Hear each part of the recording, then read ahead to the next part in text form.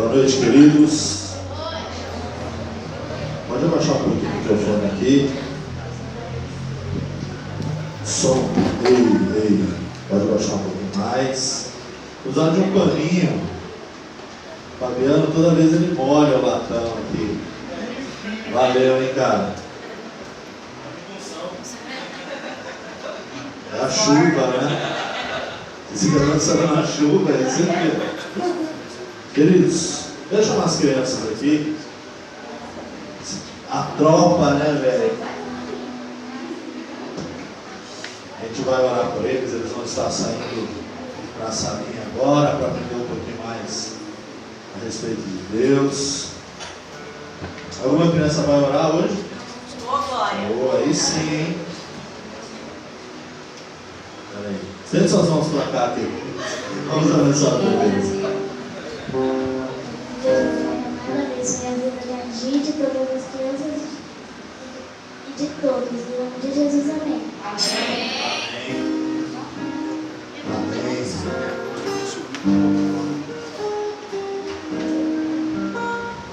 Pode desligar esse ventilador aí para mim também, por favor.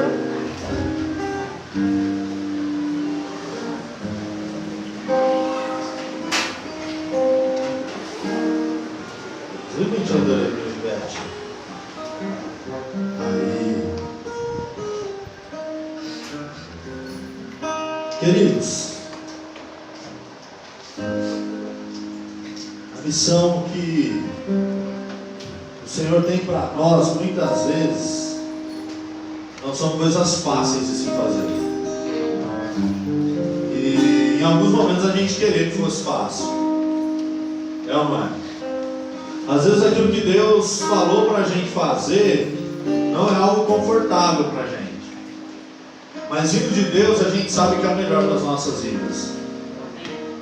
Quando Deus fala, e a gente crê e acredita nesse Deus, eu creio que você que está aqui também acredita nesse Deus. Deus nos fala algumas coisas, nos dá algumas missões, e muitas vezes, querido, não é aquilo que nós queremos fazer. Muitas vezes não é aquilo que o nosso coração está pedindo para fazer. Muitas vezes, e na maioria das vezes, o nosso coração está pedindo algo contrário do que aquilo que Deus nos pede.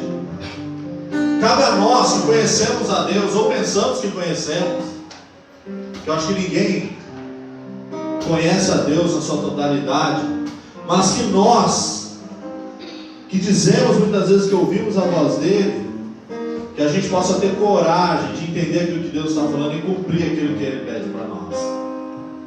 Muitas vezes, querido, nós passamos por alguns momentos de escassez. Eu não sei se com você é assim, mas comigo é assim. Às vezes a gente busca muito em Deus, e mesmo assim a gente passa por momentos de uma frieza espiritual. A gente passa por momentos de escassez que muitas vezes nem a gente entende por quê. E aqueles que sentem essa fome, muitas vezes vão buscar alguns recursos para se alimentar, e mesmo assim, parece que a gente não consegue ser saciado daquilo que a gente precisa. Mas eu quero te dizer, querido, que Deus, Ele sempre, Ele tem para nós um renovo, só pode vir dele. Eu não sei, querido, aquilo que o Senhor tem pedido para você. Eu não sei, querido, que Ele tem falado para você que você tem que cumprir, você tem que fugir. Eu não sei, querido, quais são as coisas que o Senhor tem colocado diante de você e falado para você, olha, para você fazer. Seu coração está dizendo que não é, mas lá no fundo você sabe que é para você. E a gente quer correr, e eu não quero aqui apontar o dedo para você e te acusar, porque muitas vezes eu quero correr. Mas eu posso te dizer, querido, que correr não é o melhor caminho. Essa semana Deus começou a ministrar comigo a respeito disso, a respeito dessa escassez. E essa semana eu passei por esse momento, em que muitas vezes a gente se vê um pouco cansado de algumas coisas. Momentos em que às vezes a gente vai chorar sozinho, porque a gente não tem ninguém para chorar. E a gente não tem outra alternativa se não se lançar diante de Deus. Como a pastora começou o culto dizendo que esse seria um culto de quebrantamento, eu não quero te emocionar para fazer você chorar, mas eu quero fazer que você entenda que muitas vezes é melhor a gente chorar nos pés do Senhor do que chorar longe dele. E quando eu penso nisso, é inevitável, eu começo a pensar a respeito do profeta Jeremias. O profeta Jeremias, querido, foi um dos maiores profetas relatados na Bíblia. Além de ser o livro de Jeremias, ele escreveu Lamentações. Isso revela para a gente que esse profeta chorou mais do que riu. Mas lá no comecinho do livro de Jeremias, no capítulo 1, versículo 5, a palavra do Senhor vai dizer assim: antes mesmo que te forme no ventre materno, no ventre da tua mãe, eu te escolhi. Antes que viesse ao mundo, eu te separei e te designarei para a missão de profeta para as nações. O próprio Deus está falando com Jeremias, no capítulo 1, versículo 5, está dizendo: Jeremias, antes que você se formasse no ventre da tua mãe, eu te escolhi. E eu vou te dar por profeta para as nações. E aí quando a gente recebe uma palavra dessa, que é uma palavra boa, amém, querido? Ou às vezes não, depende de como você está hoje. Mas a gente diz: olha, Deus tem um negócio comigo. Deus tem algo para mim, Ele está me chamando. E é muito bom quando a gente lê esse texto, a gente fala assim: olha, o Senhor me escolheu desde o ventre da minha mãe. Cara, o Senhor te escolheu desde o ventre da tua mãe. E hoje eu consigo ver isso, que eu já vivi tantas coisas, querido. E a gente ter chegado até aqui, e a gente está aqui nessa noite, com certeza, se eu passar o microfone aqui, cada um tem uma história para contar. Se nós chegamos até aqui, querido, foi porque o Senhor cuidou de nós até esse momento. Mesmo nos momentos que a gente não queria ser cuidado por Ele. E aí a gente recebe e fala assim: Deus, o Senhor me escolheu, aleluia, que bom. E aí, se você continuar lendo o livro de Jeremias, você vai ver lá no capítulo 11, que Jeremias está lamentando porque os seus familiares estão tentando matar ele. E não é só isso, no capítulo 15, Jeremias vai questionar Deus, vai dizer assim: Deus, eu não estou sabendo se vale a pena mesmo ser profeta. E o livro continua, isso é o livro de Jeremias, não entrou nem nas lamentações ainda. Lá no capítulo 38, querido, a palavra do Senhor vai dizer, e isso toda vez que eu leio, eu falo: cara, para de ser bobo.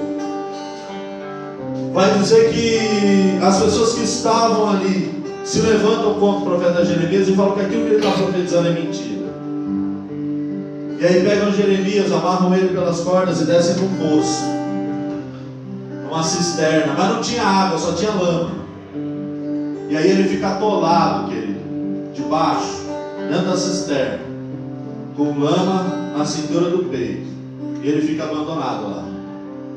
Esse é o profeta que Deus disse no capítulo 1, no versículo 5: eu te escolhi desde o ventre da tua mãe, eu te dei por profeta.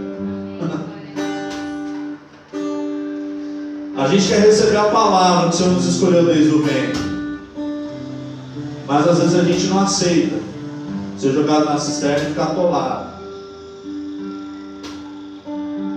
Deus, Ele tem escolhido um povo, querido, que sabe o que é chorar.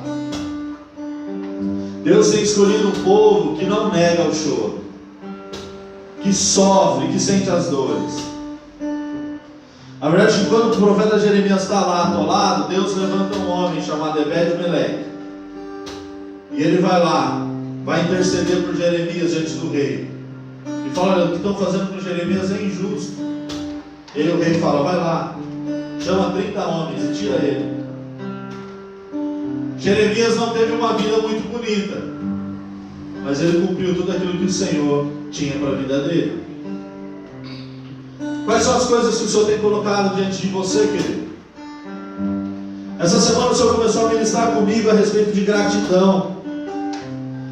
Eu não sei se é por causa do aniversário da igreja, que vai acontecer daqui a 2 semanas, mas o Senhor começou a ministrar a respeito de gratidão. E quando eu olho para tudo aquilo que Deus proporcionou para as nossas vidas, não tem outra palavra a se dizer a não ser gratidão.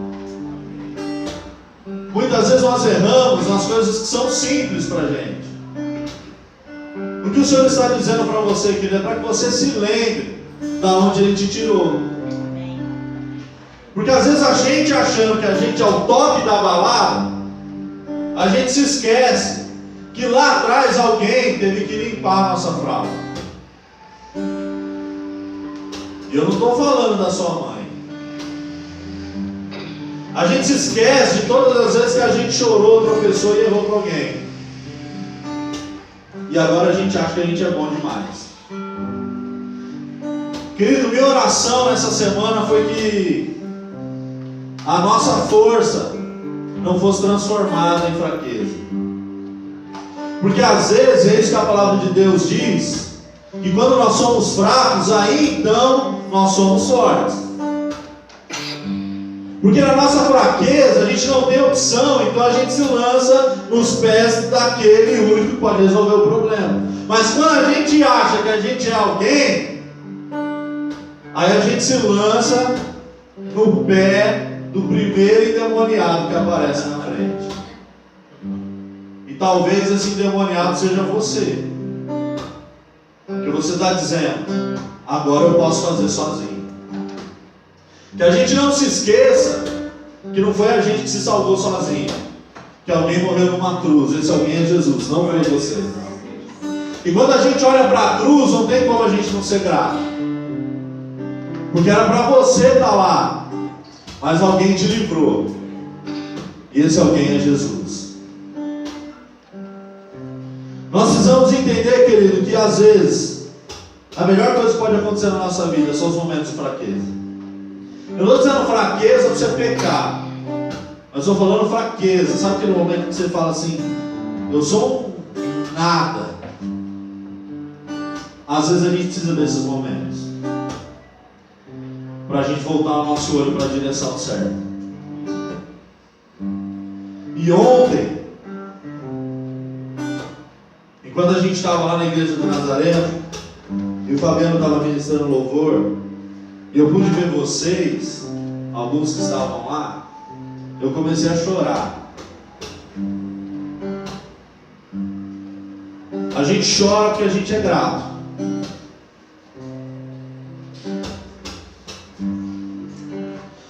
A gente chora porque por mais que a gente imagine aquilo que Deus vai fazer, Deus sempre faz mais do que aquilo que a gente merece. Isso é impressionante, cara. É impressionante saber que a nossa vida não está nas mãos dos homens, mas está na mão de Deus. Que a gente possa derramar nossa vida diante de Deus nessa noite. E que se os nossos olhos nessa noite estão na direção errada, que a gente possa ser grato e voltar. E saber que lá atrás a gente nem sabia quem era Jesus direito.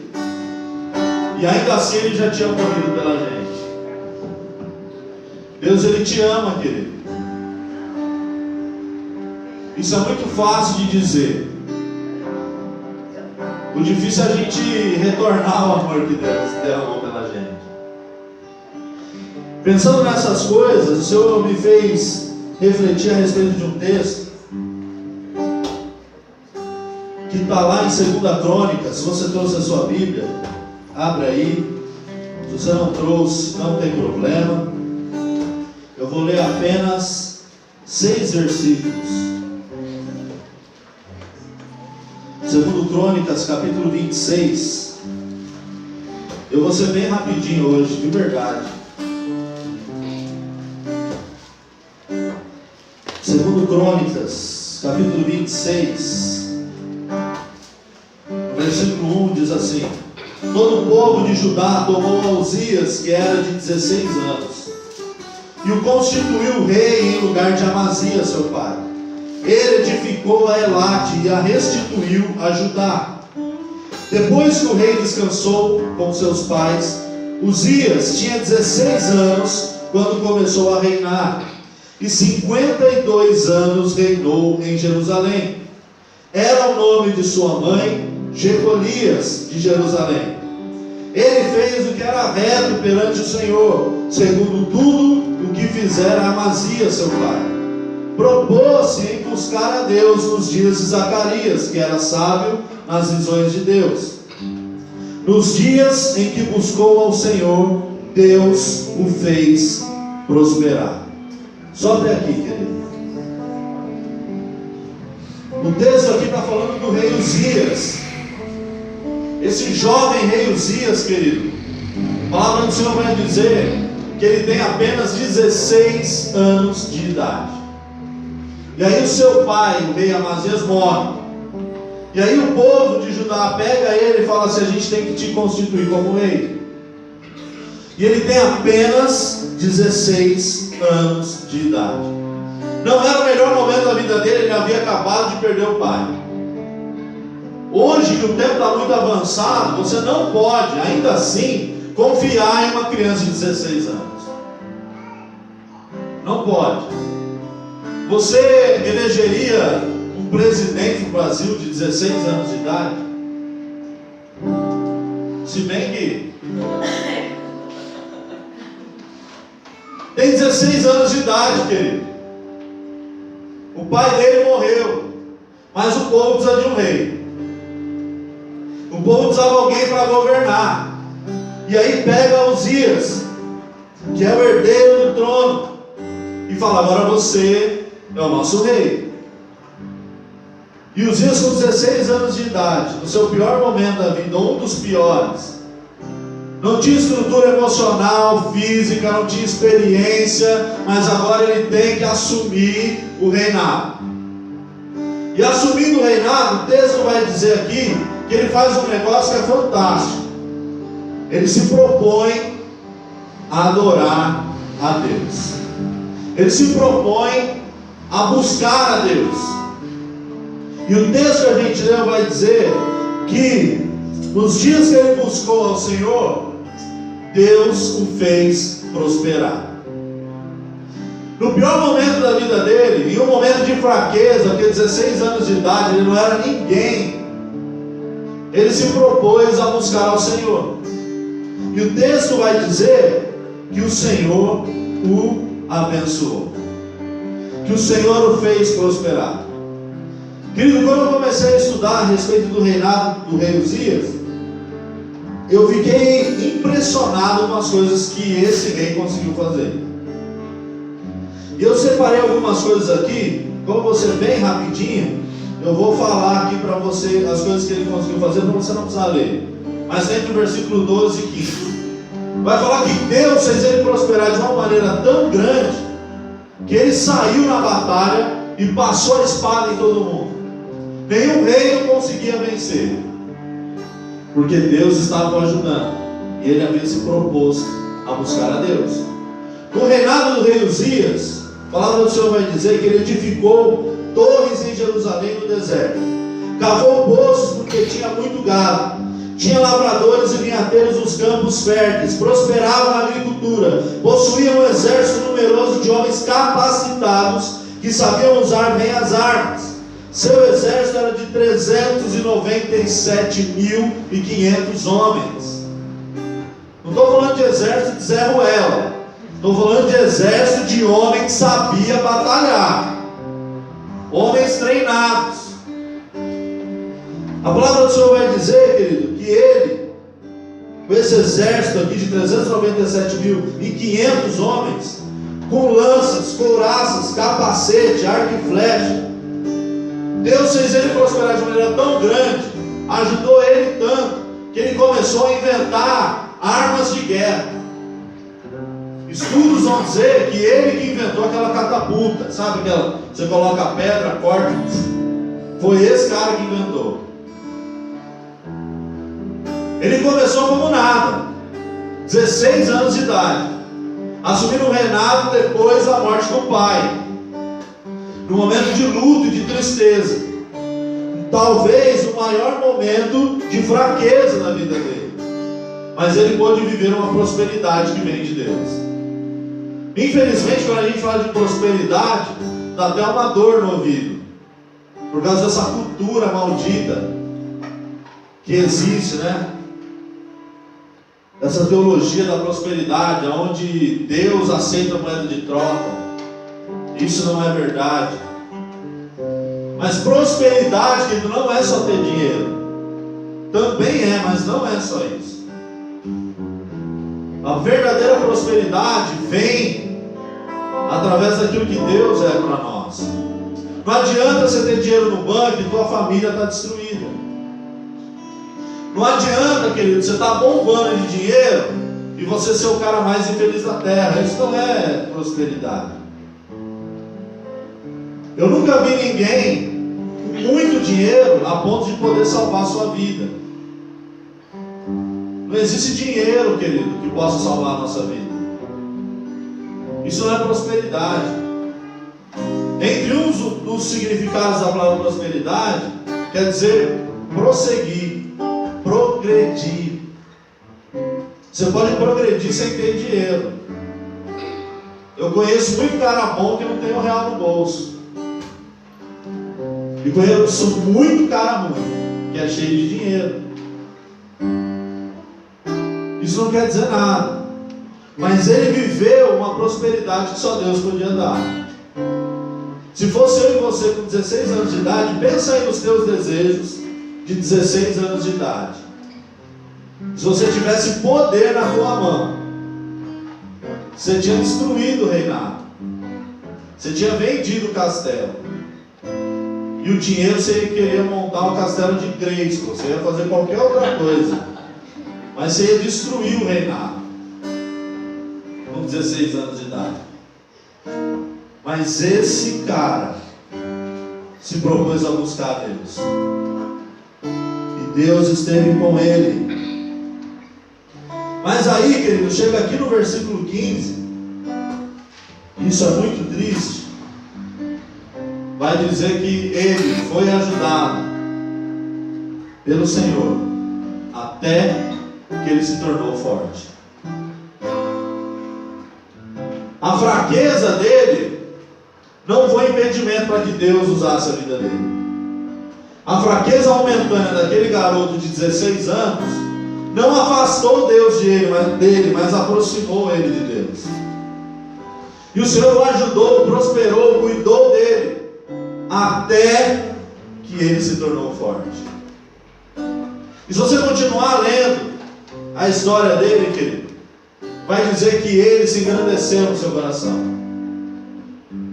E agora já tinha se passado quase 50 anos de reinado. E agora ele não é mais um garoto de 16 anos. Agora ele tem 60 e poucos anos. Agora ele já é o rei. Agora ele já é forte. Agora ele acha que ele não precisa mais de Deus. E aí a palavra do Senhor vai dizer, querido, que esse rei Uzias, agora o Uzias velho, vai acender incenso. E ele quer entrar no templo para acender incenso para Deus. Uma coisa boa, ele queria fazer um negócio bom. Só que essa não era a função dele. Existia uma lei, querido, espiritual para eles. Só os sacerdotes poderiam ministrar nas coisas de dentro do templo. Mas ele, se achando autossuficiente, ele pega, acende o incenso e ele fala: eu vou acender. E aí os sacerdotes que servem ao reinado vão falar assim: Uzias, você não pode fazer esse negócio aí. E ele vai dizer: eu sou o rei. E aí ele entra no templo, acende o incenso. E a palavra do Senhor vai dizer que nesse momento, exatamente, ele fica leproso. A lepra dele, como sinal de vergonha e de reprovação de Deus, foi na testa. Na testa. Para expor a vergonha dele. E o texto vai acabar dizendo, querido, se você continuar lendo, você vai ver isso, que Uzias continuou leproso pro resto da vida dele. Que ele foi separado do reinado. Que ele viveu numa casa isolada, como todo leproso. E morreu leproso, esquecido. no momento de fraqueza de Uzias, ele se propôs a buscar a Deus. Mas quando ele achou que ele era forte, ele achou que por ele ser rei, ele estava acima da vontade de Deus. E ninguém está acima da vontade de Deus, querido. Ninguém. Essa semana o Senhor ministrava comigo a respeito de algumas coisas. Infelizmente, querido, muitas vezes nós erramos nas coisas mais simples. Nós erramos quando nós nos esquecemos de quem Deus é e de quem nós somos. Nós erramos quando nós nos esquecemos o quão fraco nós somos. E eu não estou aqui, querido, nessa noite para te deixar deprimido. Mas eu estou aqui para dizer que mesmo quando você não é nada e você não tem nada, Deus, Ele pode todas as coisas na tua vida. Quando você não é nada e quando você não tem ninguém, Deus, Ele é na tua vida, querido. A gente só precisa saber que a gente não é nada. A gente precisa se achegar a Deus.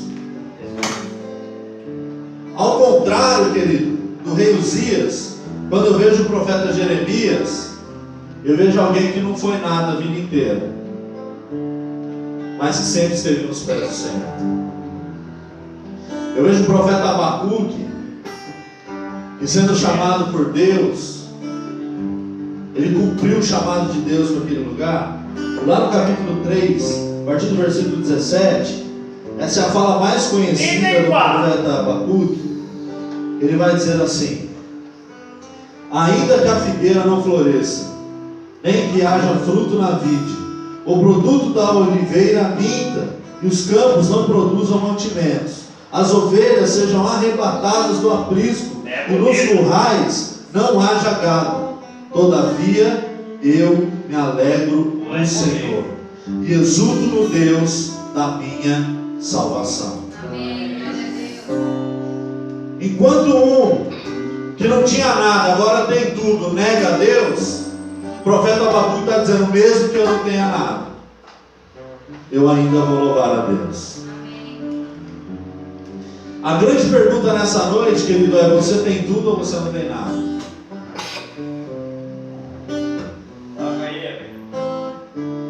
Você está se achando forte ou fraco? Deus, Ele está aqui nessa noite.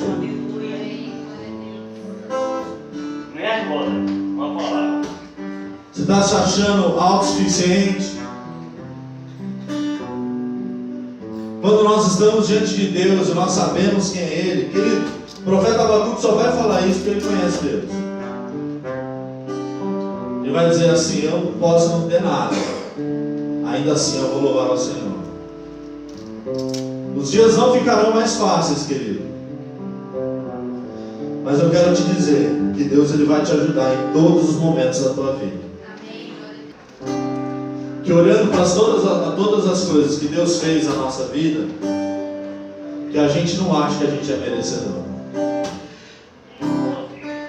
E olhando para todas as coisas que a gente deixou de ter, que a gente saiba que Deus está cuidando de nós em todos os momentos.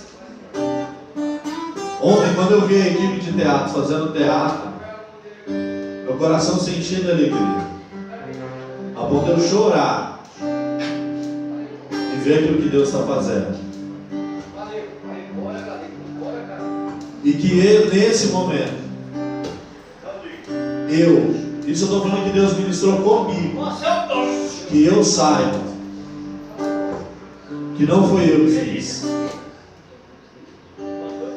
que a equipe de teatro, mais linda que seja dessa igreja, não me pertence, e que essa igreja também não me pertence.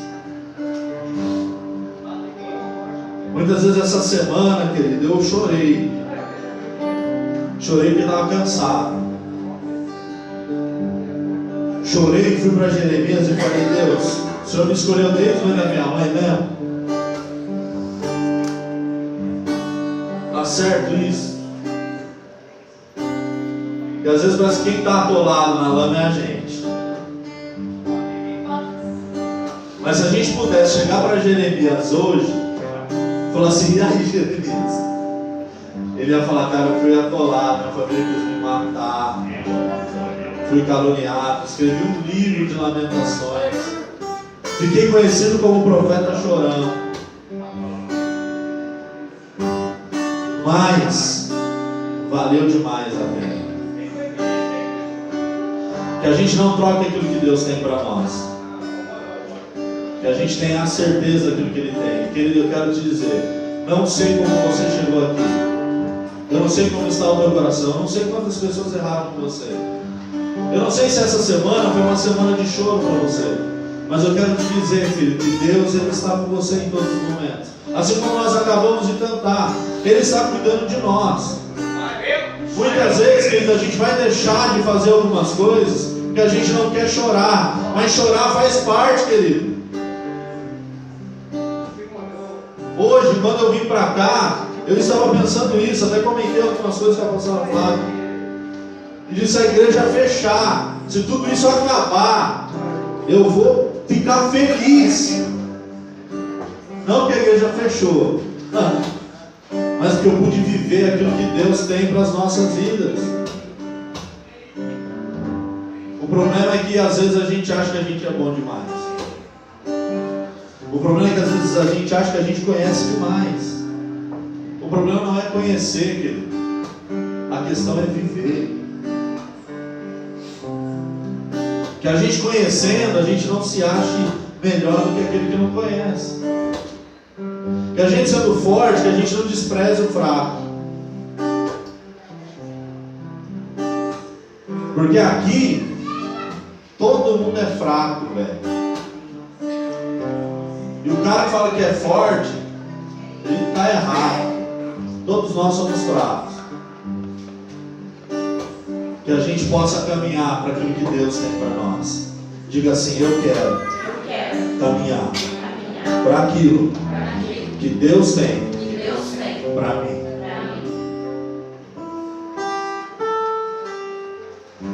Amém, querido?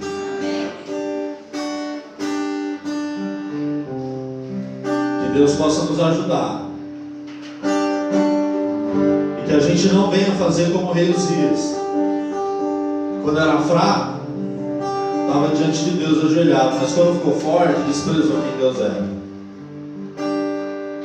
Que a gente venha se lembrar dos sonhos de Deus para nós. Ontem, por incrível que pareça,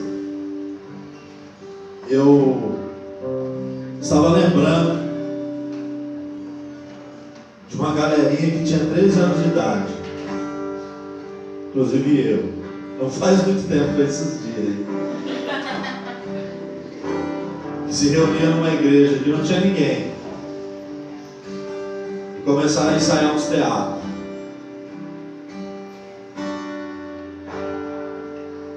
Que não sabia nada. Que ia comprar gelo seco para fazer fumaça dentro da igreja. E que uma vez quase matou as velhas da igreja. A gente queria fazer uns efeitos especiais, jogamos umas bombas dentro de uma lata. E o pastor quase matou a gente. Você lembra, né, John?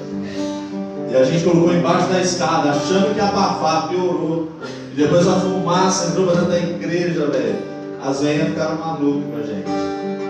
Mas ontem eu estava lembrando disso. De uma molecada sem juízo, de 13 anos de idade, que Deus falou assim: é com vocês. E ontem eu nem estava fazendo teatro, só estava vendo.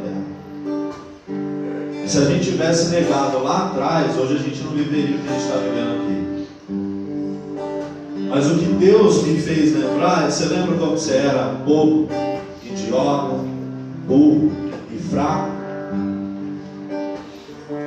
É isso aí que eu quero que você lembre.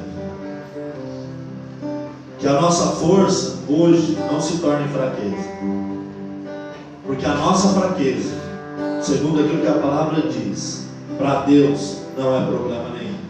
Porque Ele não precisa da tua força.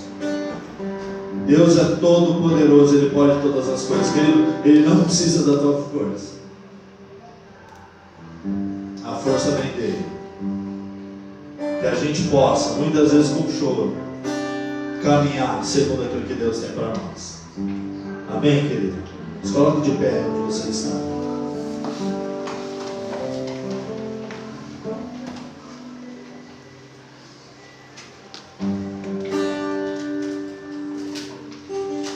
Feche seus olhos aí, querido.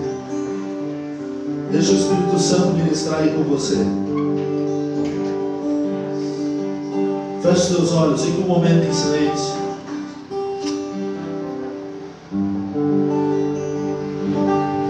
Deixa o Espírito Santo ministrar com você. Que o Senhor possa te fazer voltar à memória, querido. Quando você não era nada e Ele ainda assim estava com você. Deixa Ele falar contigo, querido. Deixa Ele ministrar com você nessa noite. E que a gente possa se apresentar a Ele sem reservas, sem máscaras, porque Ele nos vê como nós somos, querido. Lembre-se de onde Ele te tirou, querido. Ele tem um plano e um projeto novo para você. E a verdade é que o que passou, passou. O que a gente viveu, viveu. Agora a questão é o que nós vamos fazer daqui para diante. Comece a falar com Ele nessa noite, querido. Que você possa agradecer a Ele nessa noite as coisas que Ele fez para você, as coisas que Ele já entregou na tua vida, as coisas que Ele fez. Ô Senhor, em nome de Jesus, nessa noite, Pai, nós queremos te agradecer. Te agradecer porque o Senhor tem cuidado de nós. Porque no nosso maior momento de fraqueza, o Senhor estava ao nosso lado. Mesmo quando a gente ainda não tinha ninguém, mesmo, Senhor, quando nós achávamos que nós estávamos sozinhos, o Senhor estava cuidando de nós. Senhor, em nome de Jesus, que o Senhor possa derramar, ó Pai, sobre a tua igreja da gratidão, que nós sejamos gratos, que o Senhor possa trazer a segurança sobre a vida de cada um que está aqui, de saber que o Senhor está cuidando de todas as coisas, que o Senhor cuida da nossa casa, que o Senhor cuida da nossa família, que o Senhor cuida daqueles que são nossos, ó Pai. Senhor, em nome de Jesus, que o Senhor possa trazer a verdade do Senhor sobre as nossas vidas. E que a nossa força não seja a nossa destruição, mas que na nossa fraqueza nós venhamos a reconhecer que só o Senhor pode fazer, Pai. Senhor, em nome de Jesus, que nessa semana o Senhor possa ministrar no coração daqueles que estão aqui, que o Senhor possa trazer à memória as coisas, ó Pai, ó Senhor, que o Senhor possa fazer nos lembrar de quão pequeno nós somos, de quão pequeno nós somos. Senhor, nessa noite nós como igreja queremos declarar que nós somos totalmente dependentes do Senhor. Nós precisamos do Senhor. Diga assim, querido, eu preciso do Senhor. Senhor, me ajuda na minha fraqueza. Em nome de Jesus. Em nome de Jesus. Aplauda Ele, querido, nesse momento.